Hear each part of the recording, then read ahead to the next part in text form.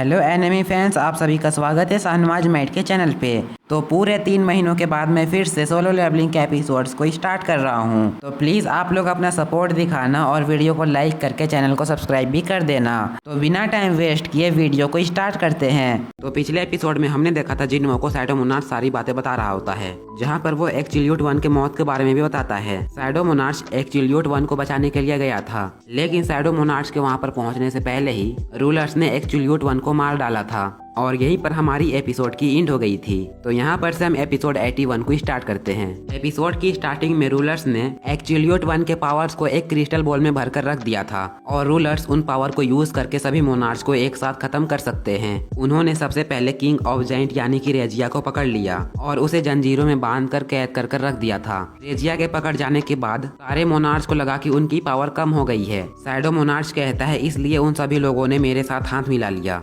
और मैंने भी उनका साथ देने का फैसला किया, क्योंकि हमारा दुश्मन एक ही था। मेरे भी रूलर्स दुश्मन बन चुके थे, इसलिए मैंने भी मोनार्च लोगों के साथ हाथ मिला लिया और मैं 9th मोनार्च बन गया। जबकि मैं मोनार्च नहीं बल्कि एक रूलर था और मोनार्च बनने के बाद भी मेरा ही फायदा हुआ, क्योंकि जंग के मैदान में जितने भी डेड बॉडीज थे उन सभी से मैंने अपने लिए शैडो सोल्जर्स बना लिए और इसी तरह मेरी शैडो आर्मी बढ़ती गई। धीरे धीरे मेरी आर्मी इतनी बड़ी हो गई कि जब मैंने मोनार्च ऑफ डिस्ट्रैक्शन के साथ हाथ मिलाई तब मेरी शैडो आर्मी इतनी ज्यादा पावरफुल हो गई थी कि मेरे पावर्स को देखकर रूलर्स भी हमसे डरने लगे। लेकिन उनके अलावा मोनार्च में भी कुछ ऐसे मोनार्च थे जिन्हें मुझसे काफी डर लगता था। वो लोग मेरे सामने आने से भी कांपते थे। उन्हें लगता था कि मैं उनके लिए खतरा हूं और मैं उन्हें मार डालूंगा। उनमें से एक मोनार्च ऑफ बीस्ट और एक मोनार्च ऑफ व्हाइट फ्लेम। उन्होंने अपनी एक आर्मी बनाई और मेरे खिलाफ फाइट करने की सोची। हमारी बीच जंग हो गई और हमारे जंग के बाद मेरे शैडो सोल्जर्स काफी कमजोर पड़ गए थे। मेरे पास इतनी सारी पावर थी फिर भी मुझे धोखा मिला और उस दिन मैंने मोनार्च ऑफ व्हाइट फ्लेम यानी कि डीमन किंग को मार डाला, जिसको कि हम बैरन के नाम से भी जानते हैं। लेकिन मोनार्च ऑफ बीस्ट वहां से बचकर भाग गया और उसने अपने सारे सोल्जर्स को बैटल फील्ड में ही छोड़ दिया। लेकिन तभी आसमान में से रूलर्स आ गए। तब तक मेरी शैडो आर्मी काफी कमजोर हो गई थी, क्योंकि उन्होंने अभी अभी ही एक जंग लड़ी थी। शैडो मोनार्च कहता है मुझे लगा था कि रूलर्स मेरे ऊपर अटैक करेंगे और तब मुझे लगा कि मेरे पास जीतने का कोई और चांस नहीं है। लेकिन मैं ये देखकर बहुत ही ज्यादा हैरान हो गया, क्योंकि रूलर्स ने आकर मेरे सामने अपने घुटने टेक दिए और रूलर्स ने मुझसे कहा कि हमें माफ कर दो, क्योंकि मैं विलियन नाइट का सबसे बड़ा फ्रेगमेंट था और एक्चिल्यूट 1 का सबसे बड़ा डिसाइबल भी था। शैडो मोनार्च कहता है वो रूलर्स इतना ज्यादा पावरफुल थे और वो इतनी संख्या में थे कि अगर वो मेरे ऊपर अटैक करते तो मैं उनसे हार जाता और वो सभी मुझे हमेशा के लिए नथिंगनेस में भेज सकते थे। लेकिन उन सब ने आकर मेरे सामने अपने घुटने टेक दिए और उन्होंने मुझसे समझौता किया। उन्होंने मुझे अपना लीडर बना दिया। उन लोगों को बस शांति चाहिए थी। शैडो मोनार्च उनसे कहता है मुझे तुम लोगों की कोई भी बात नहीं सुननी है। तुम लोगों ने अपने तलवारों और अपने वेपन से एक्चिल्यूट 1 को मार डाला था, जो कि हम सबके किंग थे।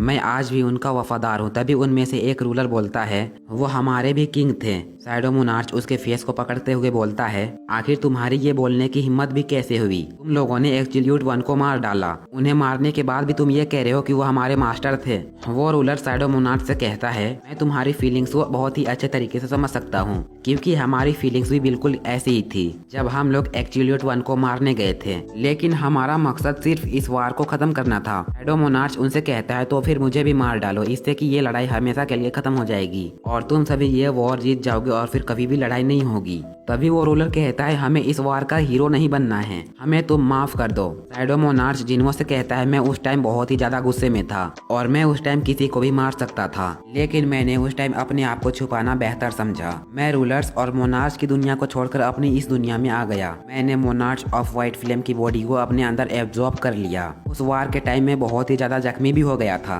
इसलिए मुझे अपने माना को रिकवर करने के लिए कुछ टाइम आराम करने की भी जरूरत थी। लेकिन अगर मैं एक बार रिकवर हो जाता तो उसके बाद मैं मोनार्च ऑफ बीस्ट को पकड़कर मार देता। लेकिन जब मैं अपनी नींद से जागा तब तक मैं रिकवर भी हो चुका था और जब मैं बाहर आकर देखा तब तक रूलर्स ने मोनार्च की काफी सारी आर्मी को हरा दिया था। रूलर्स के हारने के बाद मोनार्च भी अपने अपने डायमेंशन में जाकर छुप गए। किंग ऑफ ड्रैगन ने मोनार्च को किसी प्रकार की फाइट करने के लिए रोक दिया ताकि हम लोग अपने स्टेट्स को रिकवर कर सकें और फिर से अपनी आर्मी जमा कर सकें। हमें एक बिल्कुल ही नई दुनिया चाहिए थी जिसके लिए हम अपनी खुद की नई आर्मी बना सकें। तभी जिन्हो शैडो मोनार्च से कहता है तो तुम्हारी वो नई दुनिया हमारी ये अर्थ है, जिस पर शैडो मोनार्च कहता है हाँ बिल्कुल ये तुम्हारी दुनिया हमारी नई दुनिया बनने वाली है और इंसानों के खत्म होने से हमें कोई फर्क भी नहीं पड़ता है और तुम इंसानों को खत्म होने से रोक भी नहीं सकते हो। इसके बाद शैडो मोनार्च जिन्हो को डीमन कासिल का सीन दिखाता है। जिन्हो डीमन कासिल को देखकर कहता है यहाँ पर मैं पहले भी आ चुका हूँ। शैडो मोनार्च उससे कहता है नहीं, ये फिर से फ्यूचर में नहीं होने वाला है, ये पास्ट में हो गया है।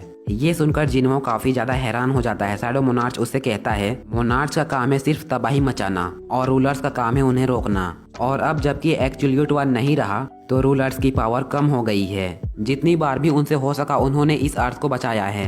सिर्फ इस अर्थ को ही नहीं बल्कि मोनार्च ने जहाँ जहाँ तबाही मचाई है रूलर्स ने उन सभी जगह को भी बचाया है। रूलर्स के पास एक्चुअलिट वन की सिर्फ एक ही चीज थी, वो मैजिकल क्रिस्टल जिसमें कि एक्चुअलिट वन की पावर थी। इसे टॉप ऑफ रिकर्मेशन भी बोला जाता है। रूलर्स ने उन पावर को यूज कर इस दुनिया को 10 साल पीछे ले गया, लेकिन अब उनकी पावर काफी ज्यादा कम हो गई है और अब इस अर्थ में भी इतनी ज्यादा मैजिकल पावर नहीं रही है, इसलिए अब वो लोग एक्चुअलिट वन के पावर को बर्दाश्त नहीं कर पाएंगे। रूलर्स और मोनार्च के बीच जो फाइट होने वाली है उस फाइट को कोई भी जीते, लेकिन उन फाइट के बाद तुम्हारी दुनिया में कोई भी नहीं बचेगा, कोई भी इंसान नहीं बचेगा। उस वॉर के बाद इस दुनिया में एक भी इंसान नहीं बचेगा। यही चीज देखकर रूलर्स ने एक फैसला किया। उन्होंने कहा है कि अगर वो लोग अर्थ में सभी लोगों को नहीं बचा सकते हैं, लेकिन फिर भी वो कुछ लोगों को बचाएंगे। जैसे कि वो हंटर्स को बचाना चाहते हैं, इसलिए उन्होंने डेंजन का सिस्टम निकाला और उन डेंजर्स में न्यू मॉन्स्टर पैदा किए ताकि मैजिकल पावर्स को बढ़ाया जाए और डबल अवेकनिंग भी शुरू की गई।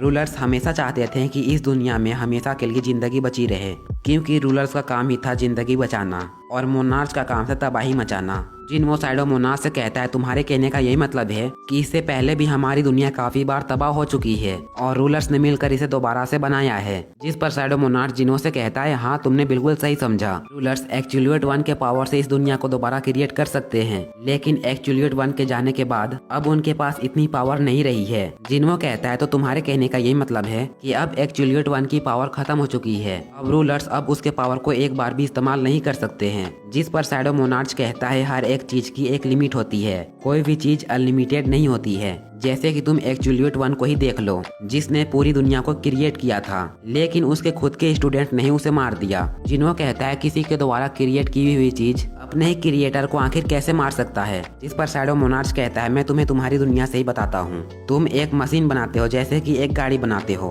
और फिर उस गाड़ी के नीचे ही आकर तुम लोग मर जाते हो। बिल्कुल ये सब भी ऐसे ही है। शैडो मोनार्च कहता है रूलर्स ने फ्रेगमेंट ऑफ लाइट को इंसानी बॉडी में ट्रांसफर करना शुरू कर दिया है और मोनार्च लोगों ने भी इसी तरह अपनाया है। उन्होंने अपने लिए भी इंसानी बॉडी में जाना शुरू कर दिया ताकि वो लोग भी इस दुनिया में रहकर अपने प्लान को अंजाम दे सके। और इसी तरह उन्होंने रूलर के सोचने समझने से पहले ही अपनी आर्मी तैयार कर ली है। मोनार्च बहुत ही लंबे समय से अपनी वॉर की तैयारी कर रहे हैं। ड्रैगन किंग के बाद उनके पास भी काफी सारे सोल्जर्स हैं। जैसे ही रूलर्स बाहर निकलेंगे वो लोग उनसे फाइट करेंगे और फिर उन्हें खत्म कर देंगे और उनको मारने के बाद इस दुनिया में जितने भी इंसान बच जाएंगे मोनार्च उन्हें भी मार देंगे। शैडो मोनार्च जिन्हो से कहता है मैं तुम्हें एक और बात बताता हूँ। ड्रैगन किंग यानी कि मोनार्च ऑफ डिस्ट्रक्शन यानी कि मोनार्च ऑफ शैडो यानी कि मेरी पावर इतनी ज्यादा थी कि मेरे लिए कोई भी इंसानी बॉडी नहीं मिली। हम दोनों ने अपनी पावर्स को किसी भी इंसानी बॉडी में ट्रांसफर नहीं कर पाए। तभी मेरे पास आर्किटेक्ट आता है जो कि एक बहुत ही बड़ा जादूगर था।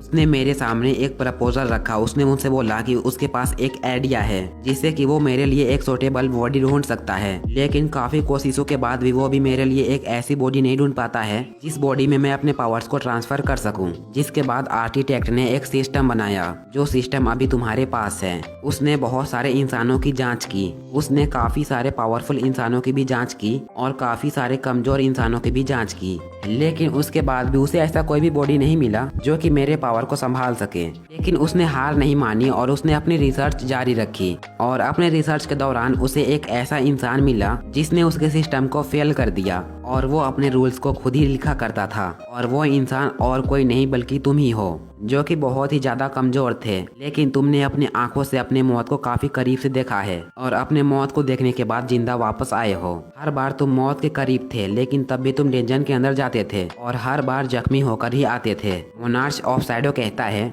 मैंने तुम्हारे ऊपर काफी दिनों से नजर रखी हुई थी और मैंने तुम्हें ही अपना वेसल समझा, लेकिन आर्किटेक्ट ये नहीं चाहता था। लेकिन फिर भी मैंने उससे बोला कि मुझे यही लड़का अपने वेसल के तौर पर चाहिए और मैंने इस सिस्टम के लिए तुम्हें चूज किया और इसलिए फिर से मैं तुमसे कह रहा हूँ कि मैं हूँ तुम्हारा क्रिएटर हूँ। जिन्हो उससे कहता है तुमने मुझे चुना था और तब भी मेरी बॉडी इतनी ज्यादा कमजोर है और इसलिए मैं तुम्हारे पावर्स को कंट्रोल नहीं कर सकता था। शैडो मोनार्च उसे कहता है इसलिए आर्किटेक्ट ने ये सिस्टम को क्रिएट किया था। सिस्टम के अंदर तुम्हारे दुनिया जैसे ही गेम्स के ही मिशन दिए जाते थे और उस मिशन को कंप्लीट करने पर तुम स्ट्रॉन्ग बनते जाते थे।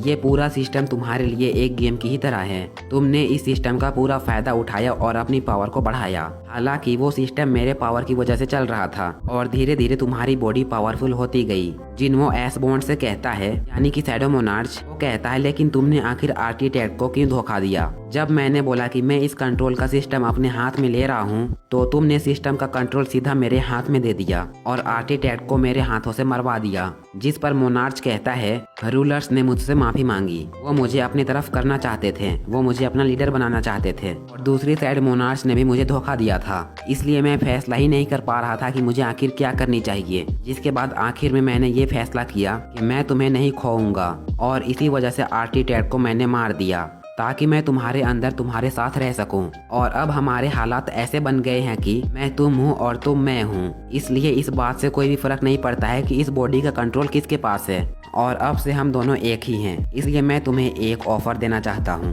तुम चूज कर सकते हो, तुम हमेशा के लिए मेरे इस डोमेन में रह सकते हो और इस डोमेन में रहकर तुम अपने सपनों को पूरा कर सकते हो। तुम इस डोमेन के अंदर अपनी खुद की एक दुनिया भी बना सकते हो और अगर तुम इस फैसले को नहीं मानते हो तो तुम्हें फिर से उस दुनिया में भेज दिया जाएगा और वहां पर जाने के बाद भी तुम्हारी बॉडी का कंट्रोल तुम्हारे पास ही होगा। वहां पर जाने के बाद तुम्हें monarch of detection dragon king का सामना करना पड़ेगा और तुम्हें अपने आप को खुद ही बचाना पड़ेगा। जिन्हो कहता है तुमने अपना फैसला कर लिया है लेकिन मुझे एक बात अभी भी समझ नहीं आई है, तुम आखिर रूलर्स का साथ क्यों नहीं दे रहे हो? तुम हमारी दुनिया को बचाने के लिए बाहर क्यों नहीं आए? तुम आखिर मोनार्च के साथ क्यों चले गए? मुझे पता है कि तुम रूलर्स के साथ फाइट नहीं करना चाहते हो, तो तुम आखिर रूलर्स के साथ वापस क्यों नहीं चले गए? जिस पर शैडो मोनार्च कहता है रूलर्स के पास वापस जाना ये मेरे लिए बिल्कुल भी ठीक नहीं। अब उनके बीच मेरी कोई भी जगह नहीं रही। जिन्हो कहता है मेरा जवाब भी बिल्कुल ऐसा ही है। ये जगह मेरे लिए नहीं है, मेरी असली जगह मेरी असली दुनिया है। जिस पर एस बॉन्ड स्माइल करते हुए कहता है ठीक है, मैं तुम्हारा फैसला समझ गया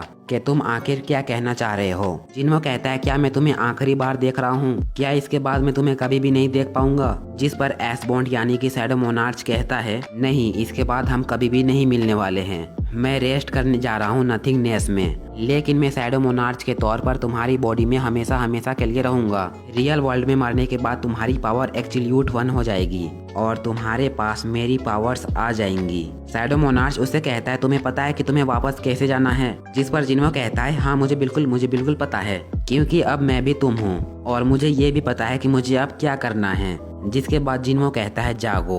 वो अपनी ही बॉडी को कहता है जागो। जिन्हो के ये कहते हैं उसके सामने एक विंडो आती है और उसे कहा जाता है तुम्हारी सभी लिमिटेशन को हटा दिया गया है, तुम्हारे सभी पावर्स को अनलॉक कर दिया गया है, तुम्हारे पास तुम्हारी सारी पावर्स आ गई है। जिन्हो के पावर के लॉक हटने की वजह से जिन्हो के पास जितने भी कमांडर लेवल के शैडोज थे उन सबकी पावर्स भी बढ़ जाती है। जिसके बाद वहां पर फिर से एक विंडो ओपन होती है और जिन्हो से कहा जाता है शैडो मोनार्च यानी कि एस बॉन्ड वो इंसानों की दुनिया में वापस आ रहा है। अगर तुम्हें इंसानों की दुनिया में फिर से जाना है तो तुम्हें यस के बटन पे क्लिक करना होगा और अगर तुम नहीं जाना चाहते हो तो तुम्हें नो दबाना होगा। जिन्हो यस के बटन पे क्लिक कर देता है। यस के बटन पे क्लिक करते ही वहाँ पर एक जोरदार लाइट चमकती है। उस लाइट में काफी ज्यादा एनर्जी थी, जिस एनर्जी की वजह से बीस्ट ऑफ फ्रोस्ट दूर दूर तक ढकेले जाते हैं। मोनार्च ऑफ फ्रोस्ट जिन्हो के डैड से कहता है इंसानों को मारने वाला देवता वापस आ रहा है, क्या तुम सच में इसे वापस आने दोगे?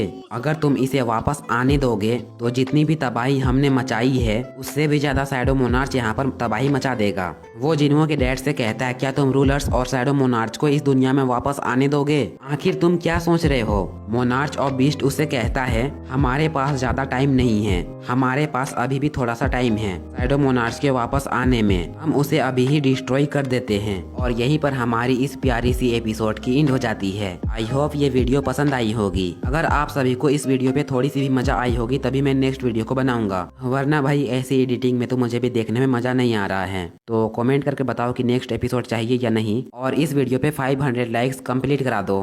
तो आज के लिए बस इतना ही था, मिलते हैं नेक्स्ट वीडियो में, तब तक के लिए बाय बाय।